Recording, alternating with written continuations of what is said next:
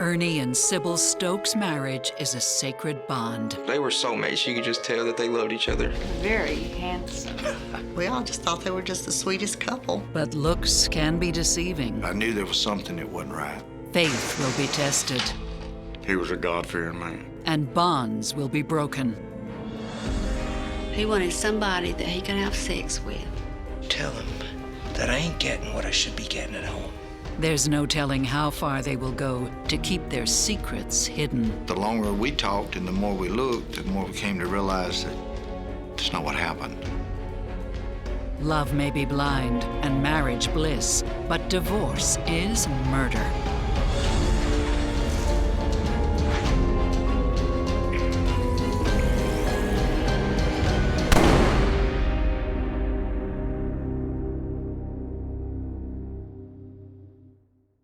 Life in Centerville, Alabama, 50 miles south of Birmingham, revolves around two things: church and family. 17-year-old Sybil Davis is dedicated to both. Sybil had strong faith. She grew up, our family went to church from the day we were born. We loved going to church.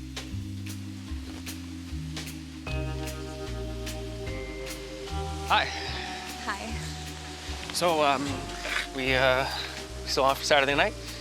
When Ernie Stokes asks her out, she has one condition. I'll go out with you if you promise me one thing. Oh, yeah, of course, yeah, I know. I promise. Every Sunday.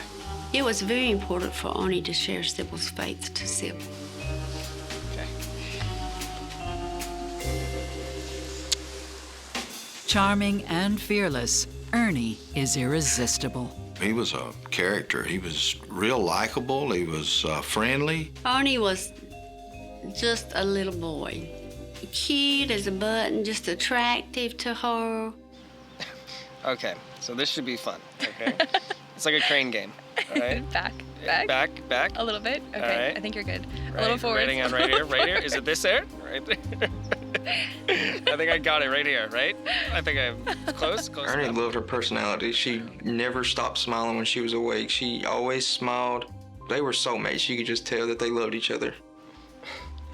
I think Ernie saw in Sybil stability, a foundation.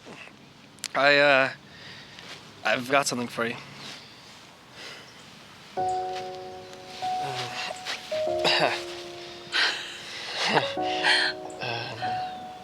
Sybil Davis, you are the one.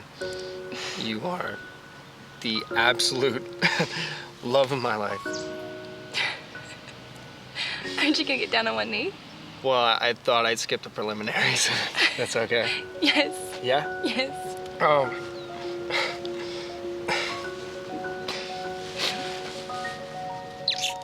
We were just elated, really. He just became part of our family.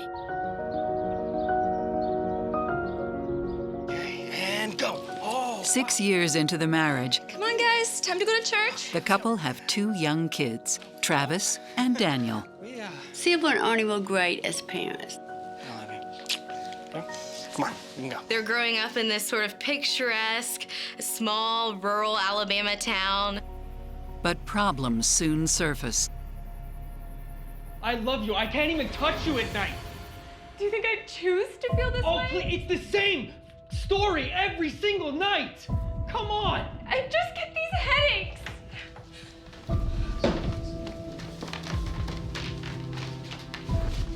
Ernie said, every time I want to have sex with Sybil, she gets a headache.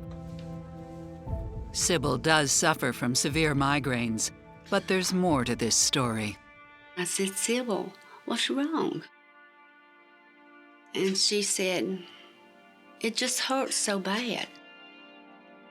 She was not as open to what he wanted to do in the bedroom versus Sybil being maybe objecting to the way he wanted to perform in the bedroom. There was some kind of disagreement there that they probably never worked out. Sybil? I'm fine. Psychotherapist Stacy Kaiser and forensic psychologist Brian Russell wonder if the young couple can survive their differences. Syble and Ernie have a real dilemma with their sexual appetites. It seems that Ernie's desire to engage in sexual activities is much higher than Syble's. The way in which Ernie reacts to this, I think, is going to depend a lot on the extent to which he sort of accepts that Syble really wants to be having a lot of sex with me, but she can't, and I feel sorry about that, versus, yeah, Syble has these headaches, and I feel sorry, but she also doesn't really want to be having as much sex as I do, and so she's using these as an excuse, and I feel rejected by that. This oftentimes ends up being a trigger for someone to either find an affair, turn to pornography, or pull away from the relationship. Ernie takes matters into his own hands. Sybil would tell me that Ernie would get up 1 hour early and get dressed for work, and he would go to the donut shop to drink coffee and see a girlfriend. Perhaps it's just playful banter. Perhaps it's just flirting. But Sybil suspects the worst. I asked Sybil, I said, "What do you mean? How does this make you feel?" And she said, "Well, there's nothing I can do about it. I can't stop it." I'm just getting coffee. Every morning? It's talking, okay? That's all it is. Every single morning? Sybil, really? You know what? I don't even need this.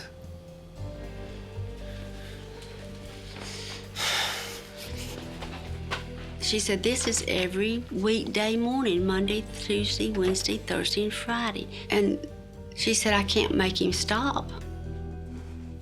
If Sybil can't make him stop, the question is, what will? He'd get mad over some slight things that nobody would really get mad at. She had to do everything for him.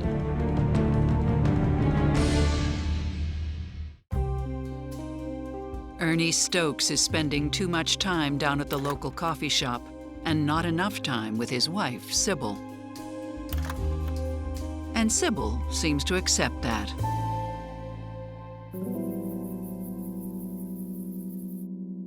Sybil confronts him, and Ernie just brushes it off.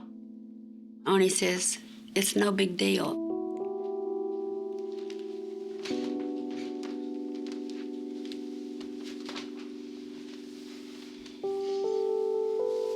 We'll get through this. Sybil took the attitude that she did because we grew up not to divorce. You don't divorce no matter what. Eventually, Ernie gives up his daily visits to the coffee shop. Sybil and Ernie weathered the ups and downs of their marriage really well.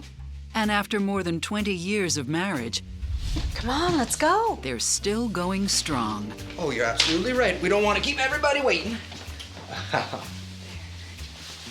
Ernie and Sybil were real close. Very handsome. They were always holding hands. They were always together. We all just thought they were just the sweetest couple. They were well liked, they were well respected and established. People not only wanted to be their friend, but they wanted to be like them. And while Ernie's still working in construction, he reserves his passion for the church. Well, down here in the South, people are, almost everyone is involved with some type of organized religion. Not only is this a religious thing, but it's also a social activity and a social part of many people's lives. Whatever the church was doing, Sybil and Ernie were there. They loved to work in the church. Their popularity and faith land Ernie a spot as a pastor at their church. He praised the Lord every day, you know, preacher for his. He was a God-fearing man. And he was just, you know, he seemed like he loved everybody. He wasn't too uppity up. He was just downright, you know, good old country boy. Now, it's clear to me that working together on this is better than working apart. Ernie's parishioners faithfully turned to him. Come see me anytime. It was a small town. Everybody knew the preacher right there, and if they needed anything, they knew that they could go to him. But giving advice doesn't pay. And while Ernie's making good money in construction, he's spending more than he earns. He had a lot of nice things. He had a shop it cost probably just as much as the house. He had a brand new tractor. He had brand new lawnmowers. Ernie would want to buy something before Sybil thought he should, and it would just cause him a little stress financially. What is it, hon?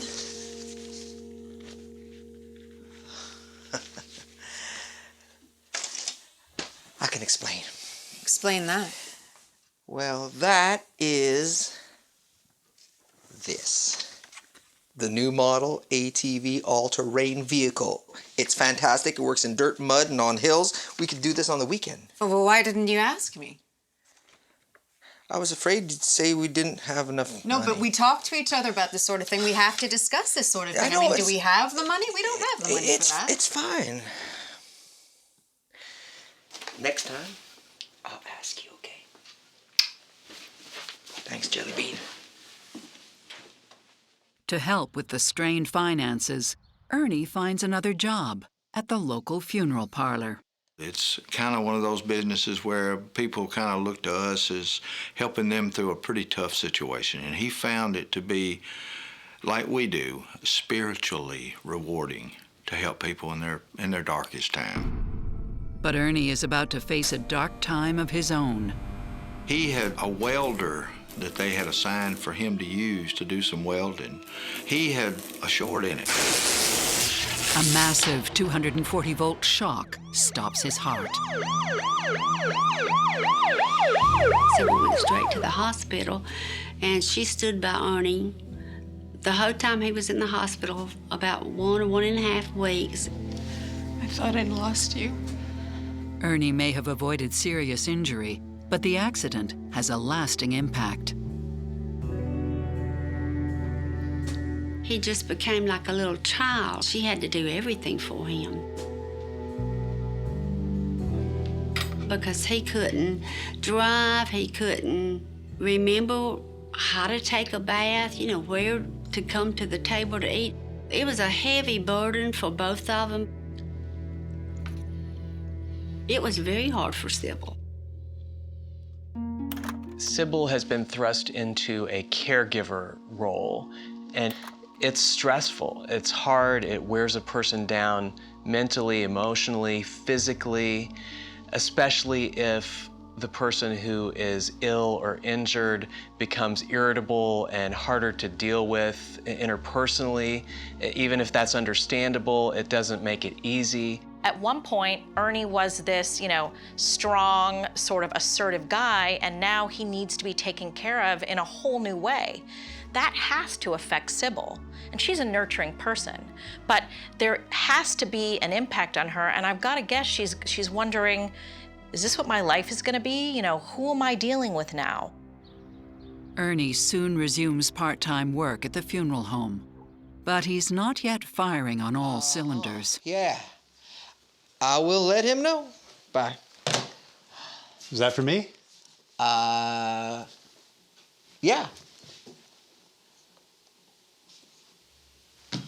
It was, oh, wait a minute, it'll come to me. It wasn't the same Ernie. He couldn't remember stuff. He would forget things. It's all right, Ernie. It was important. They'll call back. He had short-term memory problems. I'd be working doing something and he would just go blank. This is only the beginning of Sybil's concerns.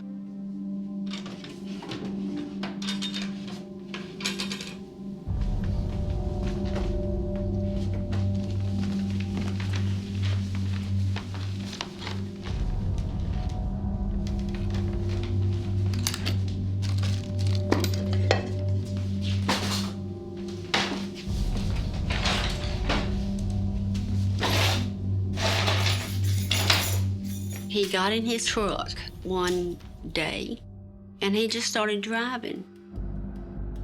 And And then they started calling. They called us to see if we had, you know, called him into work or something because he didn't show up at church. Ernie?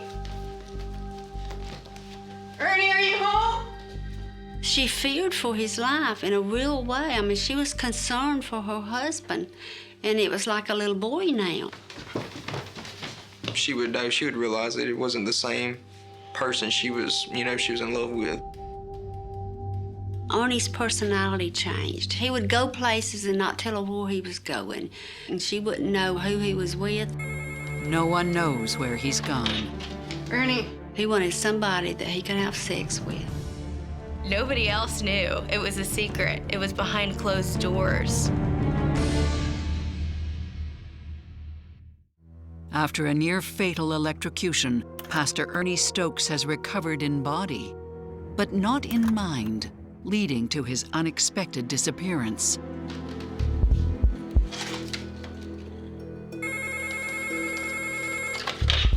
Ernie, is that you? Well, where is he? Is he okay? 200 miles away, local police finally track Ernie down. He'd been heading south towards Mississippi. Yeah, I'll be right there.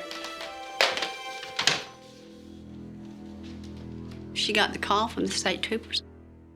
Off she went, and she brought him home. We'll get through this. Sybil waits anxiously for him to get better. I'm sorry, Sybil. I just wanted to go to the store. And I didn't mean to cause you any trouble. I know, Ernie. Let's pray. Let us renew our strength in the Lord. Let us soar on wings like eagles. She would pray every single night. She would pray when she wakes up, and she'd pray when she goes to sleep. And finally, after another few months, Ernie's almost back to normal. And how many hours do I have to do before I get my license? You don't say. And I'll be able to fly anywhere in the country. Now that he's better, Ernie's bad habits kick in again. Yeah. Oh, that's fantastic. You've got to be kidding me. Sybil was not crazy about Ernie learning how to fly a plane. She felt like if he learned how to fly, then he would want to buy an airplane. And airplanes are not cheap. Imagine. You and me up there. No, Ernie. No, there's still days you don't know which way's up, which way's down.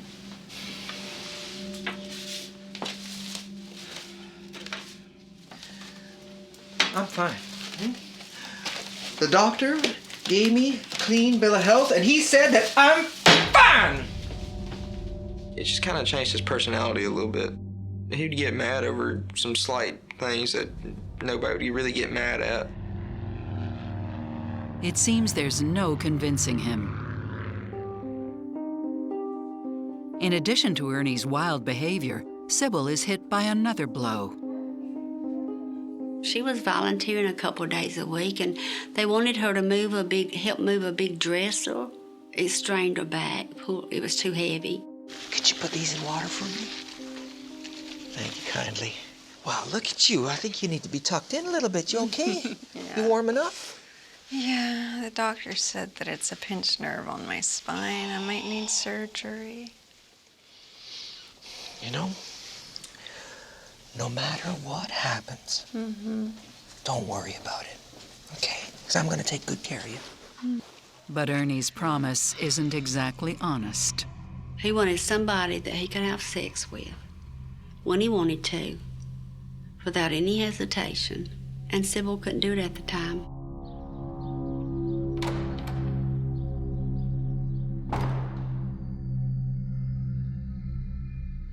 She was a lady in their church that they pastored.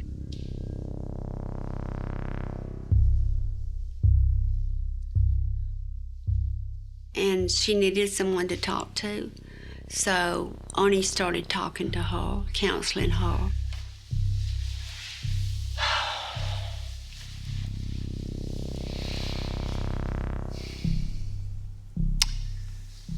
Sometimes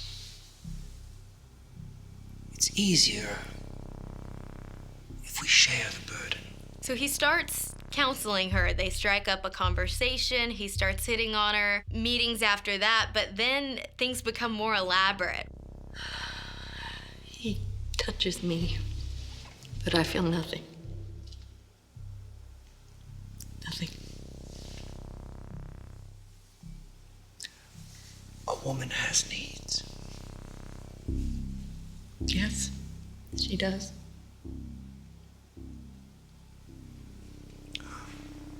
But a man should hold fast to his wife. But he's not holding fast to me.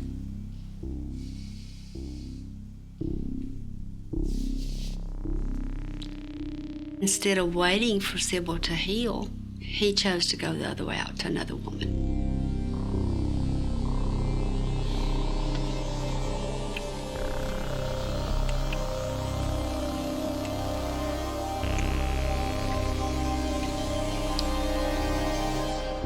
So you have a pastor here who's known for being a family guy, but then on the other hand, you have this man who's taking secret weekend trips with his mistress to Atlanta. It was a little bit risque, especially in this town and at this time. Sybil had enough intuition in her that she knew if something was right or wrong. She could tell if something was off-kilter.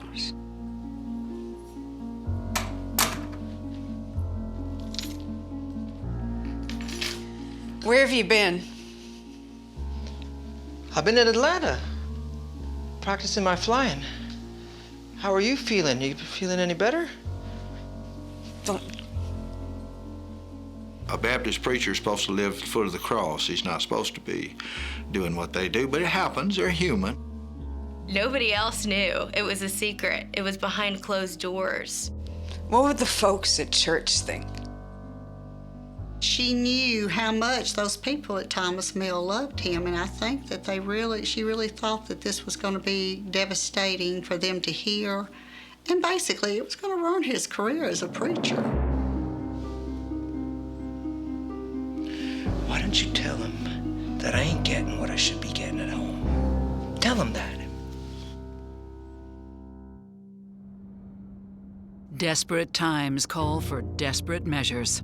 Ernie and Sybil try to repair their relationship by taking their own weekend trip to Atlanta.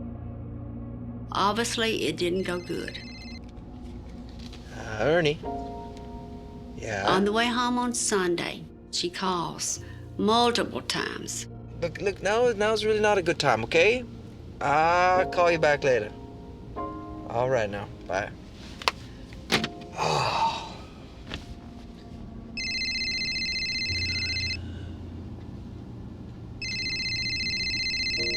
And finally, after 10, 15 calls, Sybil tells Ernie, turn that thing off.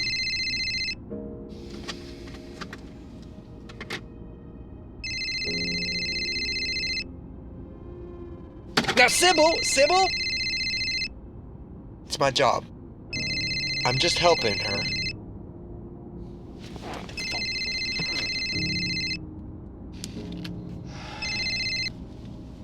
Hi. Look.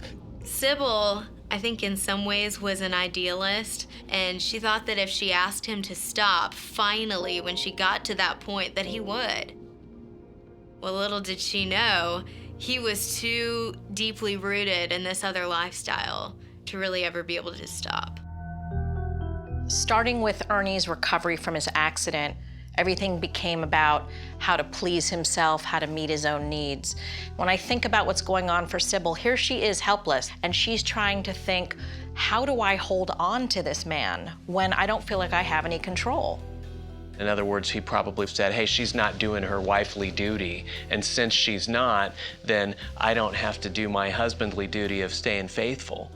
And I think that to whatever extent it were true, it didn't justify the vow breakage and the going outside of the marriage.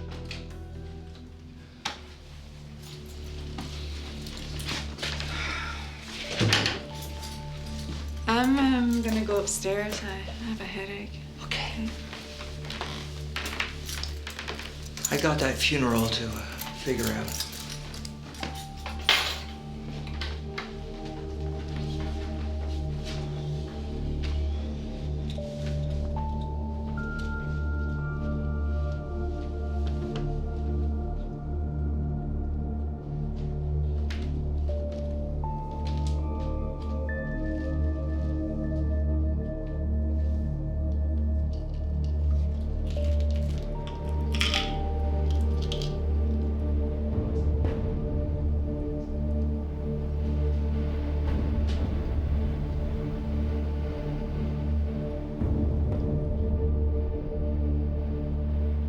No one could have imagined the nightmare to come.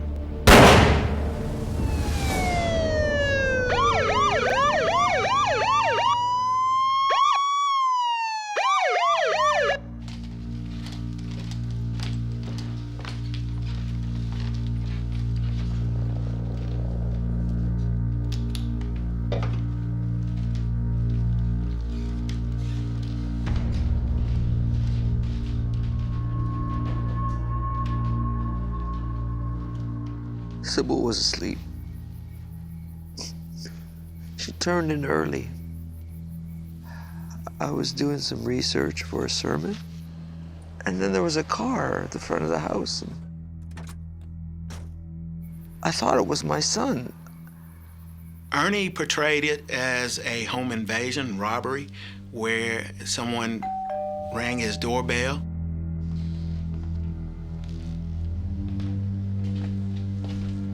When he opened the door, he was doused with some sort of chemical and then hit with something hard like a brick. He's in and out of a state of consciousness. After coming to, he's able to get to his pickup truck, and he was able to call 911 from that phone. Yes, I need emergency assistance right away. It's a home invasion gone horribly wrong. I was very sad, surprised, in shock. Or so it seems. I knew there was something that wasn't right. I mean, I had to know. The longer we talked and the more we looked, the more we came to realize that it's not what happened.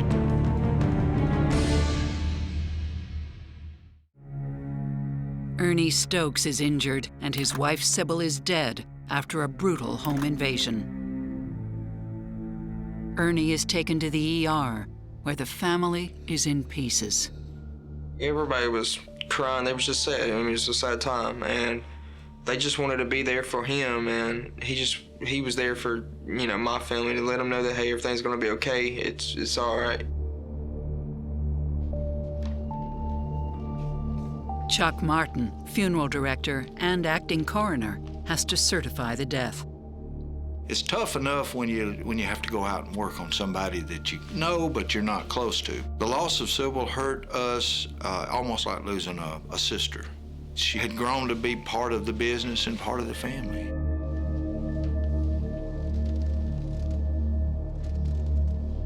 Investigators take stock of the scene.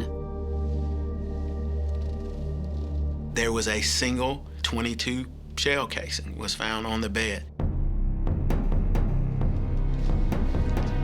We get a forensics report, and it states that Mrs. Stokes died from a single gunshot wound to the head and looked like a .22 long rifle that may have been used in a crime.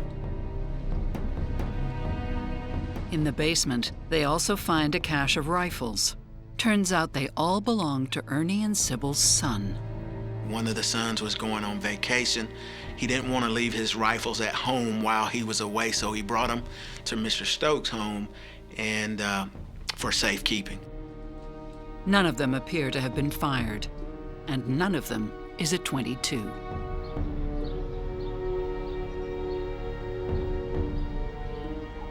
Outside, there's evidence that gasoline was used in the attack. So we did find a solo cup on the scene that had deteriorated from whatever was in it, and we later determined that it was gasoline. A worrisome theory is beginning to unfold. It didn't take very long to kind of start seeing holes in that story. They had to come up with this plan. We're gonna get a solo cup, put gas in it. There just happens to be a brick over here, we're gonna use that. Mrs. Stokes' purse had been turned over, but her money and credit cards were still there. There was nothing to indicate that someone had just gone through the house looking for things to steal. The longer we talked and the more we looked, the more we came to realize that that's not what happened. Why would somebody shoot somebody in a bed asleep and not shoot him at the door?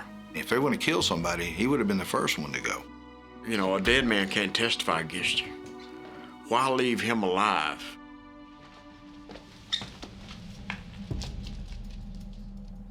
Then, another surprise. Dispatch at 911 called me and said, you need to call so-and-so at DCH. I speak to the lady that's the charge nurse. She asked me what happened. I said, well, really, I don't know at this point. And I said, why you ask? She said, these wounds are not consistent with the story he's telling us, because the wounds that I seen on Ernie looked like carpet burns, like someone had scratched something, a rough surface against your face. I've seen people's head busted that got hit by a brick that didn't look like nothing to fit his story, no. What exactly is Ernie hiding?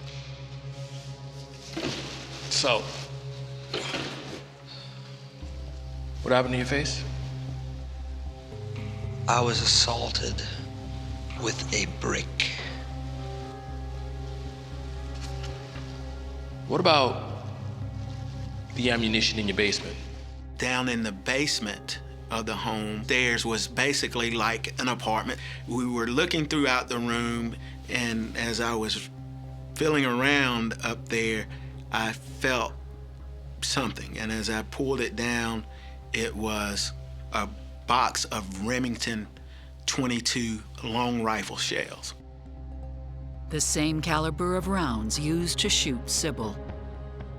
So these 22 rounds just magically showed up in your house then? I have never seen them before in my life.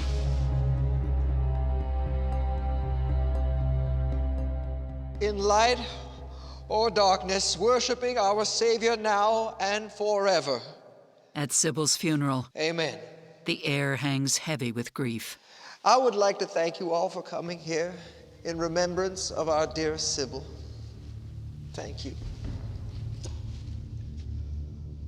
My family was traumatized. They just couldn't believe. They were in shock and just in there, I guess, trying to wake up from a nightmare. They just couldn't believe it happened. Ernie presented himself to be a grieving husband.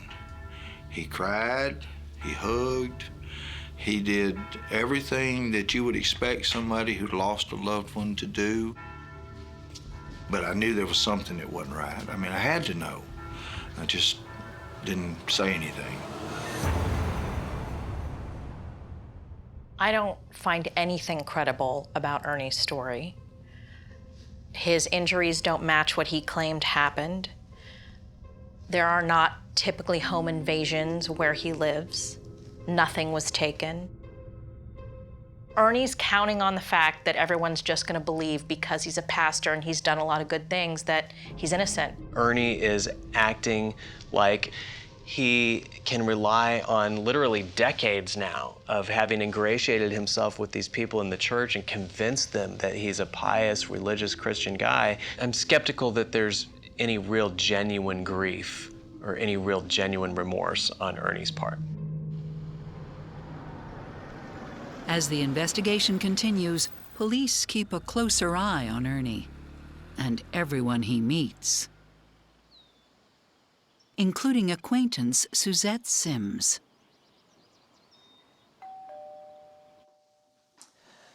Well, Suzette went to visit Mr. Stokes to pay her respects. I just wanted to see if there's anything I can do. Well, That's very kind of you. And it was at that point that Mr. Stokes made Suzette feel very uncomfortable. They had just had the funeral for his wife, and he's already being flirtatious. We were starting to find out that Ernie was not the person that he had portrayed himself to be. Suzette tells her husband, a state trooper, that the grieving widower has just made a pass at her.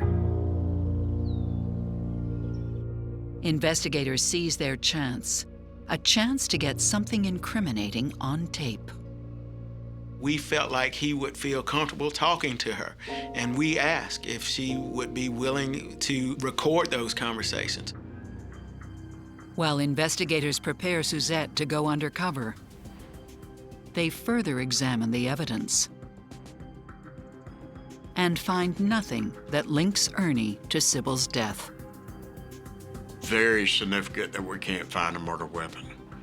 I mean, that would solve a lot of problems, clear a lot of things. But they do have the box of shells found in the house. We needed to find out where those bullets came from. The police track them to a local gas station. I noticed that there were cameras in the store, and I asked the cashier if you would go back and look at all of your video, and if you find anything that looks like Mr. Stokes purchasing those bullets.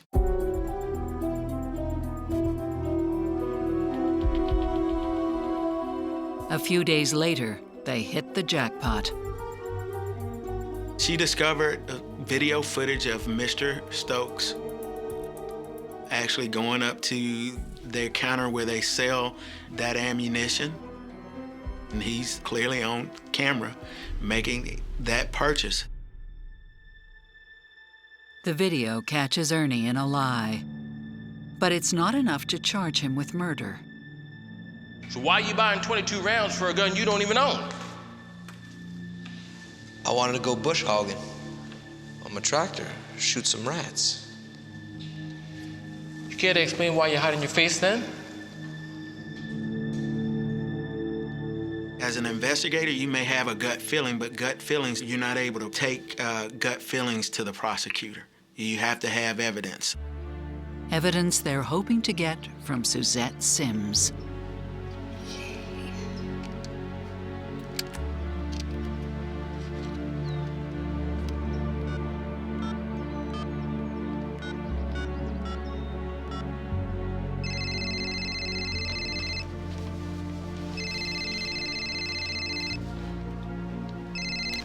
Hello.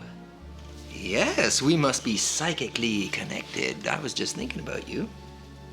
Oh? Thinking nice thoughts, I hope? Oh, dirty thoughts more like.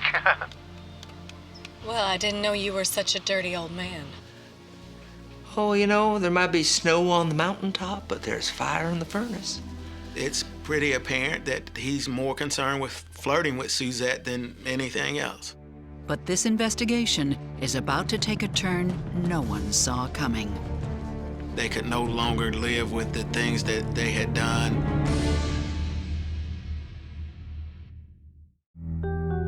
The town of Centerville, Alabama is alive with whispers that Ernie Stokes, a beloved pastor and husband, is involved in his wife Syble's death. Half of the people believe that he is absolutely guilty. The other side believes that Ernie Stokes they know could not have done anything like this. He wasn't capable. With no direct evidence, the police are reluctant to charge Ernie with murder. Because Ernie was the kind of person that you had better prove by beyond a shadow of a doubt that he did this. Which gets even harder to do when a mysterious letter is received. During the course of the investigation, we received an anonymous letter stating that this particular individual was having a change of heart, that they could no longer live with the things that they had done. While the police investigate the letter, they finally get a lead from Ernie's daughter-in-law. She's inquiring on when she can get the weapons that were taken into evidence back. She asked, what about the 22? I'm like, what 22 rifle are you talking about? And she states that it's a Marlin 22. The missing .22 rifle matches the shell and the gunshot wound that killed Sybil, meaning the murder weapon could already have been in the Stokes house at the time of the murder. But despite an extensive search, the gun itself is still missing. It's real lonely up there. Police also encouraged Suzette to continue her delicate dance with Ernie. I could never abide being alone. Suzette Sims was really start to turn over rocks and see what was underneath. That operation must have been pretty rough on Sybil. The sex just dried right up altogether. Except when she took those pills, then she was so out of it. She didn't care one way or the other. He talks about not being able to have a sexual relationship with Mrs. Stokes because of her medication. Why not just get a divorce? Well, I'm a pastor. That was never an option.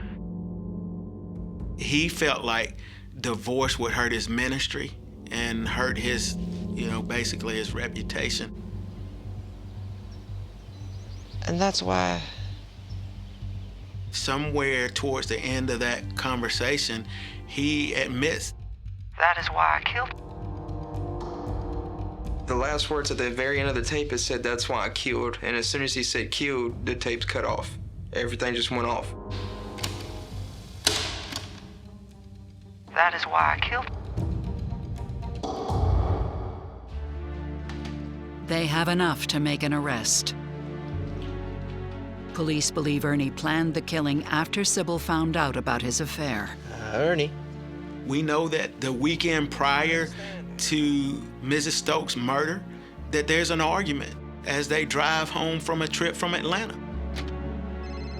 Sybil had enough, and she had finally started the conversation with her husband of, hey, I know what you're doing, and I'm not gonna stand for it.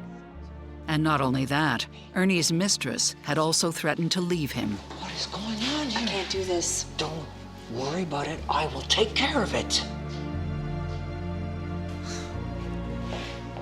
He saw his wife Sybil as a very clear roadblock to getting the lifestyle that he wanted and the woman that he wanted.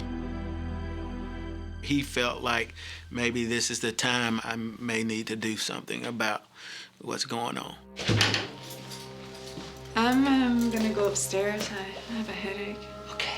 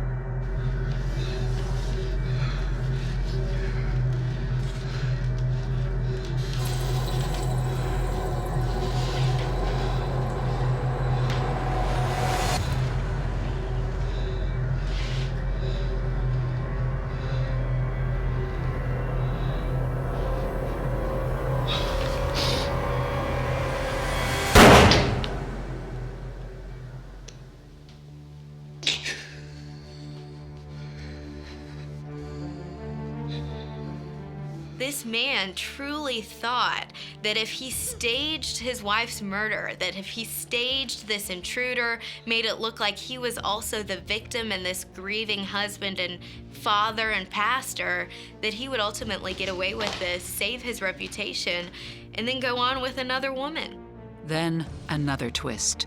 The anonymous letter sent to the sheriff's office, supposedly from the perpetrator, is proven to be written by Ernie Stokes himself. There were so many similarities to his writings, grammar, spelling in those letters. They were very, very consistent. While sociopaths are often skilled at manipulating other people, and some people describe them as intelligent, they also often have huge blind spots. They'll make stupid mistakes out of overconfidence in their abilities. And I think you totally see that here with Ernie. He makes some really stupid mistakes. One of them is sending the letter. The other one is telling the woman in the graveyard that he's guilty.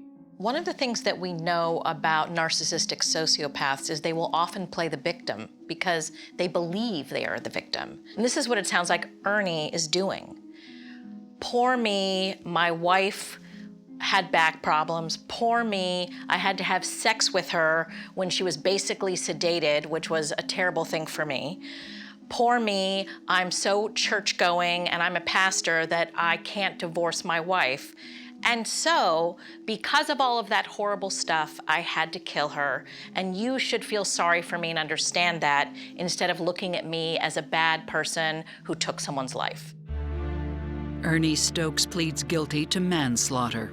He is sentenced to 20 years, the maximum allowed by state law. The crime divided son of a pretty bad. Some church members, believed it, and some till this day denied. And he was one of my best friends and confidant, and it hurt for a while. Then I got mad. I just want to know why. I mean, if he'll ever tell the truth, But I always love him. He's my granddad at the end of the day, but there's a lot of hate there towards what he did. I don't think he got the punishment he deserved. But I'm not on the jury and I'm not the judge in this case, so that's up to somebody else. Syble's memory shines bright. She will never die in my heart. She will never die in anybody's heart. Miss Syble will always be remembered. She will never die.